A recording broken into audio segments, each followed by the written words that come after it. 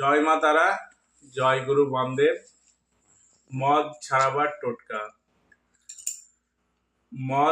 মদ্যপান ব্যক্তির মদের বোতল থেকে কিছুটা মদ সংগ্রহ করে নিতে হবে এবং সেই সংগ্রহ করা মদটি কোনো কাচের শিশিতে ভরে মুখ বন্ধ করতে হবে। শিশিটি বন্ধ করে যে কোনো দিন যে কোনো জায়গায় 1.5 থেকে 2 ফুট গর্ত করে মদের যে মদটি আপনারা সংগ্রহ করেছিলেন শিশিতে, সেই শিশিটি ওই গর্তে বেলা 12টার সময় অথবা রাত্রি 12টার সময় ওই গর্তের মধ্যে মাটি চাপা দিয়ে দিতে হবে। মাটি চাপা দেওয়ার সময় মনে মনে প্রার্থনা করতে হবে যে ব্যক্তি মদ্যপান করছে তার যেন মদ্যপান করা বন্ধ হয়ে যায়।